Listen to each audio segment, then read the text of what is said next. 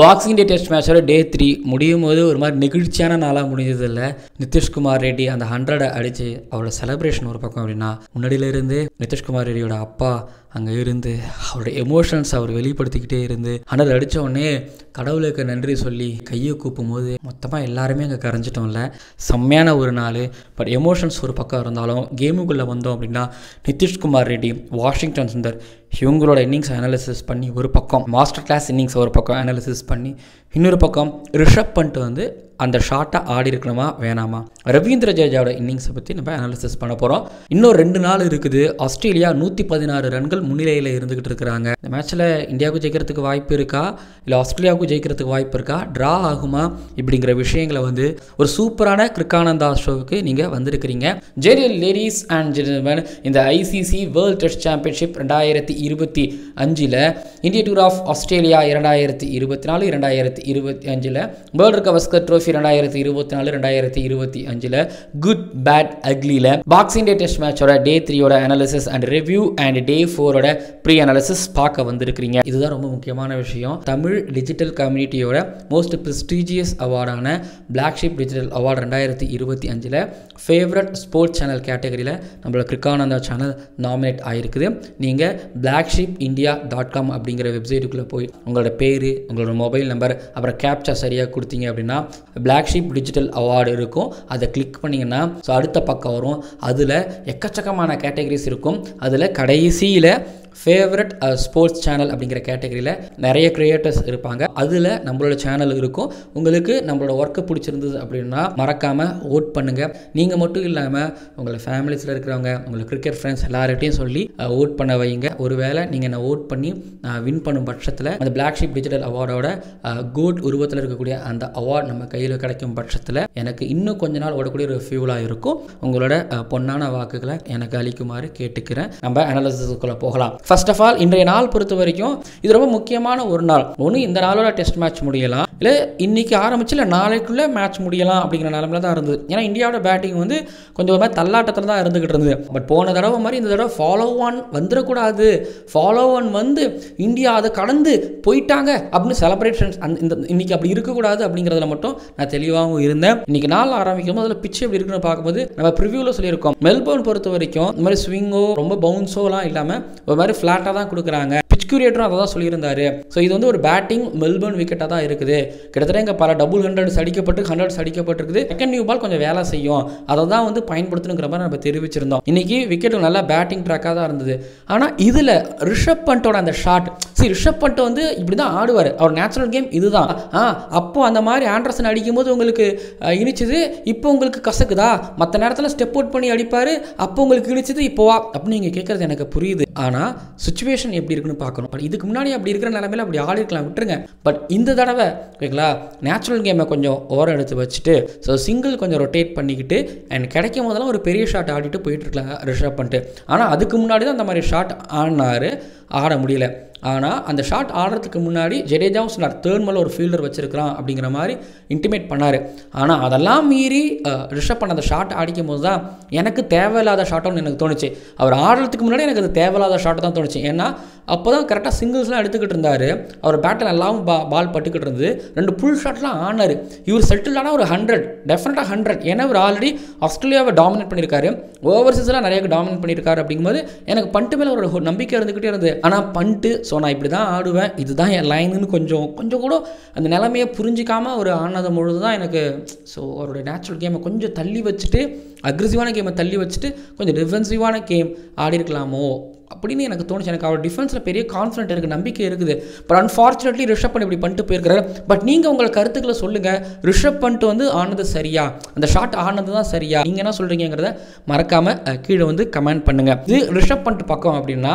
But bad Cummins சீரியஸாக சொல்கிறேன், செம்மையான ஒரு கேப்டன்சி சூப்பராக பண்ணாருங்கிறது ஒரு பக்கம் இருக்கலாம் ஃபீல் செட் விஷயத்தில். அடுத்ததாக வந்து Ravindra Jadeja versus Nathan line. நான் எப்படி சொல்கிறேன், எனக்கு ஜடேஜாவோட டிஃபென்ஸ் மேலே பிரச்சனையே கிடையாது. ஆனால் நேத்தன் லயன் இது தான் பண்ணுவார். அஸ்வினா கையையும் மாற்றி லைனர் லெங்க்த்தெல்லாம் மாற்றி அங்கங்கே பிச் பண்ணி ஸ்லோ ஸ்பீடாக ஏற்றி ஒரு மாதிரி போட்டுட்டு போயிட்டே இருப்பார். ஆனால் நேத்தன் லயன் எடுத்துக்கிட்டிங்கன்னா ரிலீஸ் வந்து வெளியிலேருந்து எடுத்துகிட்டு வந்து லெஃப்ட் ஹேண்டருக்கு அப்படியே குத்தி உள்ளே எடுத்து வெளியில் எடுத்துகிட்டு போவார். நிக்காவும் இல்லைனா பேட்டு ஃபார்வர்ட் ஷாட்டில் இல்லை சில்லி பாயிண்டில் கேட்ச் ஆகும், விக்கெட் கீப்பர்கிட்ட கேட்ச் ஆகும். மேக்ஸிமம் போல்டுங்கிறதுலாம் வாய்ப்பே கிடையாது. ஃபஸ்ட் ஸ்லிப் வைப்பார், அது இல்லைனா செகண்ட் ஸ்லிப் ரொம்ப ரேரு தான். ஃபஸ்ட் ஸ்லிப் ஃபார்வர்ட் ஷாட்டில் சில்லி பாயிண்ட் இங்கெல்லாம் வச்சு எப்படியாவது விக்கெட் எடுக்கணும்னு பார்ப்பார். நான் நிறைய தடவை கவனிச்சிருக்கிறேன். ரஹானே, புஜாரா, இல்லை ரஹானே, விராட் கோலி, புஜாரா, இவங்க 3 பேர்த்தில் கோலி, புஜாரா, அப்புறம் ரஹானே இந்த வரிசைப்படி பார்த்தீங்கன்னா நிறைய தடவை லேத்த லைன்ட்ட விக்கெட் விட்டுருக்காங்க. இதில் ஜடேஜாவை பார்த்தீங்கன்னா முன்னாடி பின்னாடின்னு இழுத்தார், எட்ஜெலாம் ஆகிக்கிட்டு இருந்தது. ஒரு பால் குயிக்காக வழக்கத்துக்கு மாறாக கொஞ்சம் அதிகமான பவுன்ஸ் போட்டார். நேத்த லைனுக்கு யோகாசனம் பண்ண ஒரு மாதிரியான ஒரு என்ன சொல்கிற ஒரு பவுலிங் போட்டு ஜடேஜாவை காலி பண்ணார். பட் ஜடேஜாவோட லேக் ஆஃப் கான்சன்ட்ரேஷன் அப்படின்னு நான் சொல்லுவேன். பட் 50 பால் ஆடியாச்சு. ரிஷப் பண்ட் ஆல்மோஸ்ட் வந்து பார்த்தீங்கன்னா 37 பால் கிட்டத்தட்ட ஆடியாச்சு. இப்போ 2 பேரும் வெல் செட்டில்டு ஆனதுக்கப்புறம் அந்த இன்னிங்ஸை த்ரோ பண்ணும்போது தான் ஜீரணிக்க முடியலை. பட் எனக்கு ரிஷப் பண்டோட விக்கெட் மட்டும் எனக்கு ஜீரணிக்க முடியலை. சரி, இந்த பக்கத்தில் வரும்பொழுது இப்போ வாஷிங்டன் சுந்தரோட பேட்டிங்கில் நான் வரேன். இது ரொம்ப முக்கியமான ஒரு பார்ட்னர்ஷிப். ஃபஸ்ட்டு ரோஹித் சர்மாவோட டெசிஷன் என்னென்னா வாஷிங்டன் சுந்தரை வந்து இன்க்ளூட் பண்ணும்போது கில்லு இல்லை, கில்லுக்கு பதிலாக வந்து நீங்கள் ஒரு ப்ராப்பர் ஒரு பேட்டரை தான் இன்க்ளூட் பண்ணியிருக்கணும்னு சொல்லிட்டு இருக்கும்போது நான் சொல்லியிருப்பேன். இங்கே பாருங்கள், ஒருவேளை வாஷிங்டன் சுந்தர் வந்து ஒரு பேட்டராக, ஏன்னா அவரோட பேட்டிங்கை ரொம்ப நம்புகிறாங்க. அவரால் வந்து ஒரு பேட்டர் கொடுக்குற சப்போர்ட் அவரால் கொடுக்க முடியும் ஓரளவு. ஏன்னா ஒரு அண்டர் 19 காலகட்டத்தில் அவர் ஓப்பனராக ஆனார். தமிழ்நாடுக்கு இப்போ ரஞ்சி ட்ரோஃபிலையும் பார்த்தீங்கன்னா ஒரு 100 அடித்தார். ஓடி வேர்ல்டு கப்புக்கு முன்னாடி நடந்த ஆஸ்திரேலியன் சீரீஸில் அவர் ரோஹித் சர்மா கூட ஓப்பனராக இறங்கினார். அப்படிங்கும்போது வாஷிங்டன் சுந்தரை ரொம்ப நம்புகிறாங்க. சரி இருங்க, பொறுத்திருந்து பார்ப்போம் அது சரியான டிசிஷனா தவறான டிசிஷனா, எதை நான் இப்போ கிரிட்டிசைஸ் பண்ணுறதுக்கு எனக்கு அந்த இடத்துல ஐடியா இல்லைங்கிற மாதிரி சொல்லியிருந்தேன். இன்னொரு பக்கம் அஸ்வின் வாஷிங்டன் சுந்தர் கூட கொடுத்த துப்பாக்கி வந்து கொஞ்சம் சீக்கிரம் கொடுத்துட்டு போயிட்டாரு. இன்னும் கொஞ்சம் ஒரு வருஷம் அஸ்வின் ஆடிருக்கலாம் அப்படிங்கிற தாட் எல்லாருக்கிட்டையும் இருக்கலாம். பட் நான் சொல்லியிருப்பேன் கரெக்டான நேரத்தில் தான் வாஷிங்டன் சுந்தர்கிட்ட வந்து துப்பாக்கியை அஸ்வின் கொடுத்துருக்காரு. இன்னும் கொஞ்சம் லேட்டானாலும் கொஞ்சம் ஏதோ ஒரு வகையில் கொஞ்சம் சங்கடமாக இருக்குது, ஏதோ ஒரு வகையில் கஷ்டமாக இருந்திருக்கும். ஸோ அஸ்வின் இந்த நேரத்தில் மேபி சீரிஸ் முடிஞ்சு ரிட்டையர்மெண்ட் அனௌன்ஸ் பண்ணியிருந்திருக்கலாம். ஆனாலும் வந்து பார்த்தீங்க அப்படின்னா இப்போ ஒரு வேலை ரிட்டையர்மெண்ட் அனௌன்ஸ் பண்ணனாலும் அடுத்தடுத்த சீரீஸ்களில் ட்ராப் அப்படிங்கிற நியூஸ் தான் வந்திருக்கு. பட் ஹோம் சீரீஸில் வந்து அஸ்வினும் சுந்தரம் ஆடி இருப்பாங்க. அஸ்வின் வந்து ஒரு எப்படி சொல்கிறது, ஒரு நிதிஷ்குமார் ரெட்டி இடத்துல அஸ்வின் ஆடுவார். இல்லை, நிதிஷ்குமார் ரெட்டி எடுத்துட்டு அஸ்வின் ஆடி இருப்பார். எக்ஸ்ட்ரா ஒரு பேட்டருக்கு பதிலாக சுந்தர் ஆடுறதுக்கு ஒரு வாய்ப்பு இருக்குது. ஏன்னா சுந்தர் மேலே ரொம்ப நம்பிக்கை வைக்கிறாங்க. என்ன கிருக்கானந்தா அப்போ அஸ்வினை சொல்கிறீங்க, அப்போ ரோஹித் கோலி அப்படின்னு நீங்கள் கேட்குறது எனக்கு புரியுது. இங்கே பாருங்கள், அஸ்வினுக்கான ஒரு ரீப்ளேஸ்மெண்ட் வந்தாச்சு. இப்போது ஒருவேளை சுந்தர் வந்து ஒரு 7 விக்கெட் அன்னைக்கு நியூசிலாண்டுக்கு அகேன்ஸ்டாக எடுக்கலன்னு வைங்களேன் புனேல, அஸ்வின் இன்னமும் ஆடி இருந்திருப்பார். இன்னும் 1 வருஷம் 2 வருஷமாவது ஆடி இருந்திருப்பார். மேபி அந்த ஒரு 7 விக்கெட் இல்லை, அந்த 7 விக்கெட் கொஞ்சம் குயிக் ஆகிடுச்சுன்னு நான் நினைக்கிறேன். பட் கோலிக்கோ ரோஹித்துக்கும் உங்களுக்கு ரீப்ளேஸ்மெண்ட் இல்லை. பட் ஒன்று தெரிஞ்சுக்கோங்க, இப்போ ரோஹித்துக்கு ரீப்ளேஸ்மெண்ட் வந்தாச்சு. இப்போ கேஎல் ராகுல் ஓப்பன் பண்ணுவார், அபிமன்யு ஈஸ்வரன் இருப்பார். ஸோ ரோஹித் வந்து இந்த சீரீஸ்லையோ இல்லைனா வேர்ல்டு டெஸ்ட் சாம்பியன்ஷிப் ஃபைனல் ஒருவேளை இந்தியா குவாலிஃபை ஆகிறாங்கன்னா அது முடிச்சுட்டு அவர் ரிட்டையர்மெண்ட் அனௌன்ஸ் பண்ணிடுவார். அவரை நீங்கள் யாரும் ஃபோர்ஸ் பண்ண வேணாம், அவரே அனௌன்ஸ் பண்ணிடுவார்னு. அதுதான் நல்லது, அதுதான் மரியாதையும் கூட. இன்னொரு பக்கம் நீங்கள் விராட் கோலி எடுத்துக்கிட்டிங்கன்னா விராட் கோலிக்கான ஒரு ரீப்ளேஸ்மெண்ட் இப்போதைக்கு இல்லை. ஸோ அப்போ விராட் கோலி தொடர்ந்து ஆடுவாரான்னு கேட்டிங்கன்னா அது எல்லாமே பிசிசிஐக்காக தான் இருந்துகிட்டு இருக்கு. பட் என்னை பொறுத்த வரைக்கும் விராட் கோலி ஒருவேளை இப்போ அடுத்த ஒரு 3 இன்னிங்ஸில் வந்து ஒரு 100 இல்லை 200 அடிச்சிட்டானா ஸ்டே பண்ணுவார், இருப்பார். இல்லை செகண்ட் இன்னிங்ஸில் நல்லா விளையாண்டாருன்னா இப்போ ஸ்டே பண்ணுவார். அவருக்கான ரீப்ளேஸ்மெண்ட் இல்லை. நிதிஷ்குமார் ரெட்டி அந்த இடத்துலன்னு கேட்டிங்கன்னா என்னை பற்றி கொஸ்டின் மார்க், அது வேற ஒரு டைமில் நம்ம டிபேட் பண்ணி ஓப்பன் பண்ணி பேசுவோம். பட் செம்மையான ஒரு டாப்பிக்கை நான் இங்கேயே ஓப்பன் பண்ணி பேசியிருக்கிறேன். பட் வாஷிங்டன் சுந்தரோட பேட்டிங் எடுத்துக்கிட்டீங்க அப்படின்னா எனக்கு ரொம்ப ரொம்ப ரொம்ப நான் சுந்தரோட பேட்டிங் நம்புவேன். ஒரு டிஃபென்சிவ் டெக்னிக் ரொம்ப நம்புவேன். உங்களுக்கே தெரியும், பெர்த் டெஸ்ட் மேட்ச்சில் செகண்ட் இன்னிங்ஸில் 90 பால் கிட்டத்தட்ட அவர் அடித்தார். அந்த 90 பால் அவர் நின்னதுனால தான் கோலியால் 100 எந்த கவலையும் இல்லாமல் அடிக்கவும் முடிந்தது, இந்தியாவில் பெரிய லீட் எடுக்கவும் முடிந்தது. சுந்தர் எடுத்துக்கிட்டீங்க அப்படின்னா இன்றைக்கி ஃபாஸ்ட் பாலர்களுக்கு அகேன்ஸ்டாக பேக் ஃபுட்டில் நல்லா வந்து டீப் கிரீஸில் சூப்பராக ஆடிட்டு இருந்தார். பாலோட வேகத்தை கொஞ்சம் கம்மி பண்ணிக்கிட்டார் டீப் கிரீஸில் போனதுனால. ஒன்று நேத்தலைன் முன்னாடி எடுத்தாலும் நேத்தலைனுக்கு அகேன்ஸ்டாக டிஃபென்ஸு, நேத்தலைனுக்கு அகேன்ஸ்டாக வேறு மாதிரி டிஃபென்ஸு, பேட் கமின்ஸ் என்ன தான் தொல்லை பண்ணாலும் அவருக்கு அகேன்ஸ்டாக டிஃபென்ஸு. ஒரு பக்கம் பிடிச்சிட்டார், ஒரு பக்கத்தில் நல்லா பிடிச்சி டிஃபென்ஸ் வைக்கிறதுனா லீவ் பண்ணுறதுனால சொல்லிட்டு ஒரு பக்கம் வாலா ஓகேங்களா, ஒரு பக்கம் சுவர் மாதிரி நின்று ஒரே ஒரு 4 தான் அடித்தார். அவ்வளோ பொறுமை காத்தார். இன்கேஸ் நிதிஷ்குமார் ரெட்டியும் வாஷிங்டன் சுந்தரும் ஒரே அளவில் தான் பால்ஸ் பிடிச்சாங்க. ஆனால் நிதிஷ்குமார் ரெட்டி ஒரு பக்கம் ஆடிட்டு இருக்கும்போது சுந்தர் இந்த பக்கம் ஒரு பக்கம் சப்போர்ட் பண்ணிட்டு இருந்தார். டீமோட நிலைமையை புரிஞ்சு அவர் ஒரு பக்கம் ஆடிட்டு இருந்தாருங்கிறது ஒரு பக்கம் இருக்கும்போது, இன்னொரு பக்கம் நான் டெக்னிக்கலாக ஒன்று சொல்கிறேன், அவர் செம்ம ஹைட்டாக வேற இருக்காருங்கிறதுனாலயே நேத்தலைனை வந்து ஒரு மாதிரி முட்டுக்கு கீழே போட்டுட்டு இருந்தாருங்கிறதுனால குனிஞ்சு ஒரு மாதிரி டிஃபென்சிவ் டெக்னிக்கை ஷார்ப்பாக ஸ்ட்ராங்காக வச்சு அவர் ஒரு பக்கம் கொண்டு போனார். ஸோ வால் வாஷி அப்படின்னு சொல்லலாம். வாஷிங்டன் சுந்தர் டெஸ்ட் மேட்சஸ் நிறையா ஆடுறாரு. பட் எல்லா டெஸ்ட் மேட்ச்லையும் பாஸ் அப்படின்னு ஆகிட்டு இருக்கிறாரு. பாருங்க, இந்த ஓவர்ஸ் டெஸ்ட் 100 வந்து 2025 ஒன்று நடக்கும். இங்கே இல்லை இந்த ஆஸ்திரேலியா சீரீஸில் ஒன்று வந்தாலும் வாய்ப்பு இருக்குது, இல்லை இங்கிலாந்து சீரீஸில் சுந்தருக்கு வாய்ப்பு இருக்குது. நிதிஷ்குமார் ரெட்டி மாதிரி அவர் சாலிடாக ஆடிட்டு இருக்கிறாருங்க சுந்தர். எப்படி இன்னொன்று இன்ஃபார்ம் பண்ணியிருந்திருப்பாங்க அஸ்வின் கிட்டங்க, பாருங்க சுந்தர் வந்து ஒரு மாதிரி நல்லா பேட் பண்ணுற மாதிரி தெரியுது, ஸோ சுந்தரனா தான் நாங்கள் அடுத்தடுத்த டெஸ்ட்டில் ப்ரிஃபர் பண்ணுவோங்கிற மாதிரியும் சொல்லியிருக்கிறது வாய்ப்பு இருக்குது. சரி ஓகேப்பா, சரியான ரீப்ளேஸ்மெண்ட் வந்துச்சுப்பாரு, அவரும் புரிஞ்சுட்டு போயிருந்திருப்பாருன்னு நான் நினைக்கிறேன். அடுத்ததாக வந்து நிதிஷ்குமார் ரெட்டி. நிதிஷ்குமார் ரெட்டியோட கிரிக்கெட் பற்றி பேசுகிறவங்க ஒரு பக்கம் அப்படின்னா அவரோட பர்சனல் லைஃப்பை பற்றியும் இங்கே பேசி தான் ஆகணும். ஏன்னா அவரோட பர்சனல் லைஃபுங்க தாண்டி அவங்க அப்பாவோட பர்சனல் லைஃப், அவங்க அப்பா வேலையெல்லாம் விட்டு பையனை கிரிக்கெட்டர் ஆக்கணும் அப்படிங்கிற ஒரு ஆசையோட ஒரு கனவோட எல்லாத்தையும் சாக்ரிஃபைஸ் பண்ணி, பையனுக்கு வந்து விராட் கோலி ரொம்பவும் பிடிக்கும். பட் இப்போது விராட் கோலியோட கையிலிருந்து பெர்த்தில் டெபியூ டெஸ்ட் மேட்ச் கேப் வாங்கி விராட் கோலி கூட சேர்ந்து ஆடி இப்போ விராட் கோலி அங்கே உட்கார வச்சுட்டு பாக்ஸிங் டே டெஸ்ட் மேட்ச்சில் மெல்பர்னில் ஒரு 100 அடிச்சிருக்கிறார். இங்கே நிறைய ஸ்டால்வர்ஸ், நிறைய பெரிய ஆஸ்திரேலியன் கிரிக்கெட்டர்ஸ் எல்லாருமே வந்து மெல்பர்னில் பாக்ஸிங் டே டெஸ்ட் மேட்ச்சில் அந்த 60,000-70,000 க்ரௌடுக்கு முன்னாடி வந்து நம்ம 100 அடிக்கணும்டா அப்படிங்கிறது தான் வந்து அவங்களுக்கு ஒரு என்ன சொல்கிற உள்ளுக்குள்ளார ஒரு வெறி இருக்கும். லார்ட்ஸில் ஒரு 100 அடிக்கிறது எந்த அளவுக்கு ரொம்ப பெருசோ அதே அளவுக்கு மெல்பர்னில் பாக்ஸிங் டே டெஸ்ட் மேட்ச் 100ங்கிறது அது ஒரு மாதிரி லைக் பேனலில் அது வரும். பட் நிதிஷ்குமார் ரெட்டி அடித்த அந்த 100 அண்ட் இப்போ இந்தியாவோட லீடிங் ரன் ஸ்கோரராக இந்த பிஜிடியில் அவர் இருக்கிறாரு. எல்லாருக்கும் ரொம்ப சர்ப்ரைஸாக இருக்கலாம். பட் எனக்கு நிதிஷ்குமார் ரெட்டியோட பேட்டிங் மேலேயும் பவுலிங் மேலேயும் எனக்கு ஓரளவுங்கிறத தாண்டி எனக்கு ஒரு நம்பிக்கை இருக்கும், அவர் பண்ணிடுவார்னு. நான் நிறைய இடங்களில் இங்கே வாதம் பண்ணியிருக்கேன். நிதிஷ்குமார் ரெட்டி ஓகே அவர் ஒரு 50 அப்படின்னு எதிர்பார்த்துக்கிட்டு இருந்தேன். பட் அவர் 100 யோசிச்சு பாருங்க. இந்த சீரீஸில் இந்தியாவோட பெஸ்ட் பேட்டர்னா யார் சொல்லுவீங்க? KL ராகுல். பட் KL ராகுல் இந்த சீரீஸில் 100 அடிக்கல. பட் KL ராகுலை இப்போ மிஞ்சி இருக்கிறாரு. இன்னொரு பக்கம் ஆஸ்திரேலியா சைட்லேருந்து 2 100, ஒரு பக்கம் ஸ்டீவ் ஸ்மித் அடித்தாலும் இந்த பக்கம் அவரை விட மேலே இருக்கிறாரு நிதிஷ்குமார் ரெட்டி. ஏன்னா நீங்கள் 2 100 தான் இப்போ அடிச்சிருக்கீங்க. நான் அந்த சீரீஸ் ஃபுல்லாக கன்சிஸ்டண்டாக இருந்துட்டு இருக்கிறேன். Maybe player of the series contender கண்டிப்பாக இருக்கிறதுக்கு வாய்ப்பு இருக்குது. நிதிஷ்குமார் ரெட்டி இப்போ அப்படி தான் அடிச்சுட்டு இருக்காரு, பொழந்துக்கிட்டு இருக்காரு, பேட்டிங்கும் பண்ணிட்டு இருக்காரு. பேட் கமின்ஸ்க்கு அவர் இந்த bounce, yorker, down the leg side, outside ஆஃப்னு போட்டு தொல்லை பண்ணிகிட்டே இருந்தார். ஏன்னா 2 பேரும் SRHல ஒன்றாவும் ஆடி இருக்கிறாங்க. ஸோ பேட் கமின்ஸ் தொல்லை பண்ணிட்டு இருந்தார். அந்த தொல்லையெல்லாம் மீறி டிஃபென்ஸ் போயிட்டு ஸ்டார்க்கை வந்து ஆஃப் சைடில் கவர்ஸில் ஒரு முட்டி போட்டு ஒரு ஒன்று அரைஞ்சார். ஓஹோ அப்படிங்கிற மாதிரி இருந்துச்சு.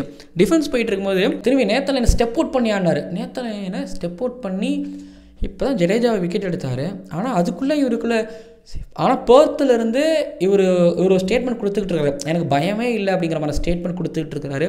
ஸ்காட்டி போலண்டையும் ஸ்ட்ரைட் ட்ரைவ் ஒன்று அடித்தார். சூப்பர்யா, 50க்கு இப்படியா அப்படிங்கிற மாதிரி எனக்கு இருந்துச்சு. அதுக்கப்புறம் வந்து அவர் 100 அவர் ரீச் பண்ணும்போது ஸ்காட்டி போலண்டை அந்த 99ல் வந்து ஒரு ஸ்ட்ரைட் ஒரு அப்பி ஷாட் ஒன்று ஆடினார் பாருங்கள். அதுக்கப்புறம் அந்த 97 இருக்கும்போது தூக்கி மேலே அடித்தார். போதும், ரொம்ப நேரம் நம்ம பொறுமையாகவே இருக்கிறோம், நம்ம 100 நம்ம ரீச் பண்ணணும்னு சொல்லிட்டு அவர் ஆன ஒரு விதம். சுந்தரும் நிதிஷ்குமார் ரெட்டி 2 பேருமே வந்து அந்த நியூ பாலை கடந்தாங்க, ஒரு டேஞ்சரஸ் நியூ பாலை கடந்தாங்க. நிதிஷ்குமார் ரெட்டி வந்து நேற்று என்ன ஃப்ரண்ட் ஃபுட்டில் ஆடுறது, பேக் ஃபுட்டில் ஆடுறது, அக்ராஸ் ஸ்பீட் ஆடுறதுன்னு சொல்லிட்டு அந்த பாக்ஸை யூஸ் பண்ணார். செம்மையான ஒரு ஃபுட் ஒர்க் ஒன்று கொடுத்தாரு. அட்டாக்கிங் கிரிக்கெட், அந்த அட்டாக்கிங் கிரிக்கெட்டில் வந்து இந்த சாலிட்னஸ் அப்படிங்கிறத ஆட் பண்ணார். எல்லா பாலையும் பார்த்து சரியாக ஆடினார். ஷாட்ஸ் சரியாகவும் இருந்துச்சு, ஒரு மாதிரி பவராகவும் இருந்துச்சு. பட் பார்க்கும்போது தப்பு பண்ணுறாருப்பா அப்படிங்கிற மாதிரிலாம் தோணலை. 90ல் இருக்கும்போது ஒரு மாதிரி கொஞ்சம் ஒரு மாதிரி நர்வஸாக இருந்த மாதிரி நம்மளுக்கு இருந்துச்சு. வேறு ஒரு மாதிரி கூலாக ஆடிட்டு இருந்தார். பட் அங்கேருந்து அவங்க அப்பா அந்த 90க்கு வந்ததுக்கப்புறம் அப்படியே கேமரா அவங்க அப்பாவை காமிச்சிட்டே இருந்தாங்க. நம்மளுக்கு ஒரு பதட்டம், அவருக்கு ஒரு பதட்டம். பட் 100 அடித்ததுக்கப்புறம் அவர் வந்து எப்பா ஏன் சாமியே அப்படின்னு ஒரு கும்பிடும் போது நம்ம அப்பாக்கள் வந்து நம்ம அம்மாக்களோட ரொம்ப அதிகமாக பெருமைப்படுவாங்கன்னா வெளியே காட்டிக்க மாட்டாங்க. நம்ம அப்பாவை நம்ம பெருமைப்படுத்திட்டோம் அப்படின்னா நம்ம சாதிச்சிட்டோம்னு அர்த்தம். பட் நிதிஷ்குமார் ரெட்டி இங்கே சாதிச்சிட்டாரு. அப்பா முத்தையா ரெட்டி நிதிஷ்குமார் ரெட்டிக்காக நிறைய சாக்ரிஃபைஸ் பண்ணியிருக்கிறாரு. ஸோ அதுக்கு எல்லாத்துக்கும் இங்கே பாக்ஸிங் டே டெஸ்ட்டில் இந்த மெல்பர்னில் ஒரு 60,000-70,000 க்ரௌடுக்கு முன்னாடி இந்த 100 அடித்து சமர்ப்பிச்சிருக்கிறாரு. இந்த ஒரு 100ஓட இது போதாது. எனக்கு நம்ம player of the match award Nitish Kumar Reddy தான் வாங்குவாருன்னு எனக்கு தோணுது. நீங்கள் என்ன நினைக்கிறீங்கிறத கீழே வந்து கமெண்ட் பண்ணுங்கள். அப்புறம் இன்னொரு பக்கம் வந்து லாஸ்ட் செஷன் ஆஸ்திரேலியன்ஸ் வந்து ஒரு மாதிரி டைட்டாக வச்சு போட்டுக்கிட்டே இருந்தாங்க. அதுக்கு வெகுமதிகள்லாம் பெருசாக கிடைக்கல. நேத்தலைன் வந்து சுந்தரோட விக்கெட் அது ஒரு வெகுமதி, ரொம்ப கஷ்டப்பட்டார். மற்றபடி வந்து பார்த்தீங்கன்னா நிதிஷ்குமார் ரெட்டியை வந்து பெருசாக எதுவும் பண்ண முடியல. நிதிஷ்குமார் ரெட்டி தான் பெருசாக அவங்கள பண்ணாருங்கிறது ஒரு பக்கம். அப்புறம் டிஎஸ்பி சார் சிராஜ் இதுக்கு முன்னாடி அஸ்வின் 100க்கு ஹெல்ப் பண்ணார்ல, அதுக்கப்புறம் வந்து பார்த்தீங்கன்னா நிதிஷ்குமார் ரெட்டியோட 100க்கு ஹெல்ப் பண்ணார். Nitish Kumar Reddy last ball 2 run ஓட்டார். Bumrah out ஆகிட்டார். போச்சு அப்படின்னு நினைக்கும் போது சூப்பராக பால் லீவ் பண்ணார், டிஃபென்ஸ் வச்சார். அப்புறம் கடைசி ஒரு பால் டிஃபென்ஸ் ஒன்று வச்சாரு பாருங்க சிராஜ். ஒட்டுமொத்த மெல்பர்ன் க்ரௌடுமே கை தட்டுச்சு, எல்லாருக்குமே அப்போ தான் உயிர் வந்துச்சு. ஸோ சிராஜ் இந்த இடத்துல பெருசாக பாராட்டி ஆகணும். பட் இப்போ இந்தியா வந்து 358க்கு 9 விக்கெட் இழந்திருக்கிறாங்க. நாளைக்கு எனக்கு தெரிஞ்சு எவ்வளோ ரன் அடிக்க போகிறாங்கலாம் கெஸ் பண்ண நம்மள ஒரு 10 ரன்னுக்குள்ளே மேபி ஆல் அவுட் ஆகிறது வாய்ப்பு இருக்குது. ஆனால் நிதிஷ்குமார் ரெட்டி கிட்டேருந்து அவர் எப்பயும் இந்த 116ங்கிறத வந்து அட்லீஸ்ட் ஒரு 90 வரைக்குமாவது குறைக்கணும். 90ன்னு லீடில் ஆஸ்திரேலியா இருப்பாங்க அப்படின்னு நான் நினைக்கிறேன். ஸோ இன்றைய தினத்தோட குட் பேட் அக்லி மூமெண்ட்டில் அக்லி ரிஷப் பண்டோட ஒரு ஷாட். அதே போல் வந்து நிதிஷ்குமார் ரெட்டியும் அப்படி ஒரு ரிவர்ஸ் ஸ்வீப் ஒன்று ஆனார். ஸ்காட்டி பாலோட பாலில் வந்து விக்கெட்டுக்கு பக்கத்தில் அலஸ்காடி இருந்தார். பட் அந்த ரிவர்ஸ் ஸ்வீப் ஆனதுக்கப்புறம் அந்த அலஸ்காடி வந்து அப்படி பின்னாடி போனார்.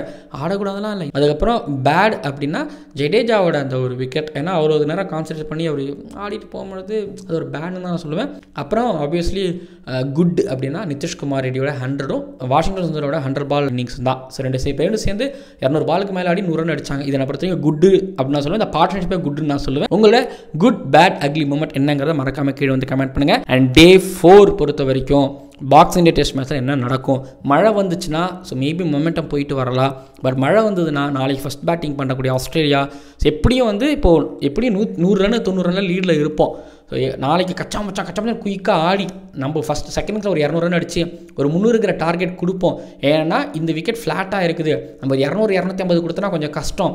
பட் முடிஞ்ச அளவுக்கு ஒரு 300க்கு மேலே நம்ம வந்து டார்கெட் செட் பண்ணணும். ஒரு 340 கொடுக்கலாம். 340ங்கிற டார்கெட் செட் பண்ணோம் அப்படின்னா நம்ம ஜெயிக்கலாம். ஸோ நியூ பால் நாளைக்கு ஒரு வேளை இந்தியா வந்து காலையில் ஒரு 5 ஓவர்கள் அவுட் ஆகிட்டாங்கன்னா ஆஸ்திரேலியா வந்து லாஸ்ட்டு ஒரு 10 ஓவர் 15 ஓவர் இந்தியாவுக்கு பேட் பண்ண கொடுப்பாங்க. ஏன்னா இப்போ பேட் பண்ண வச்சாதான் ஸோ நாளைக்கு இந்த செகண்ட் நியூ பால் ஒரு வேளை லாஸ்ட்டு கடைசி நேரம் வரைக்கும் போகும்போது நியூ பால் எடுக்க முடியும். அந்த 2 நியூ பாலில் முடிஞ்ச அளவுக்கு இவங்களை காலி பண்ணலாம் அப்படிங்கிறதா பேட் கமின்ஸ் பிளான் பண்ணியிருப்பாரு. இந்தியாவை பொறுத்த வரைக்கும் ஜெயிக்கணும் அப்படின்னா ஆஸ்திரேலியாவை 150க்குள்ளே சுருட்டணும். இந்தியாவுக்கு டார்கெட் 150க்கு மேலே இருக்கவும் கூடாது. அப்படி இருந்ததுன்னா கொஞ்சம் பிரச்சனையாயிரும் இந்தியாவை பொறுத்த வரைக்கும். பார்ப்போம். பட் டே 4 இன்ட்ரெஸ்டிங்காக போயிட்டு இருக்கு. இந்த பாக்ஸிங் டெஸ்ட் மேட்ச் என்ன நடக்குதுன்னு பொறுத்திருந்து பார்க்கலாம். பட் நியூ பால் கண்டிப்பாக பெருசாக வேலை செய்யும். பாருங்க என்ன நடக்குதுன்னு சொல்லிட்டு. அண்ட் மறக்காமல் நீங்கள் உங்களை கருத்துக்களை பதிவு பண்ணுங்கள். அண்ட் டே 4 இந்தியா எத்தனை ரன்ல ஆல் அவுட் ஆவாங்க, ஆஸ்திரேலியா நாளைக்கு இந்தியாவுக்கு எவ்வளோ டார்கெட் செட் பண்ணுவாங்க அப்படிங்கிறத கீழே வந்து கமெண்ட் பண்ணுங்கள். பார்க்கலாம் அடுத்தடுத்த வீடியோக்கில். முன்ன சொன்ன மாதிரி பிளாக் ஷிப் டிஜிட்டல் அவார்டில் ஸோ ஓட் பண்ணுங்கள். ஃபேவரட் ஸ்போர்ட்ஸ் சேனல் கேட்டகரியில் நம்மளோட கிரிக்கானதா சேனலுக்கு பார்க்கலாம்.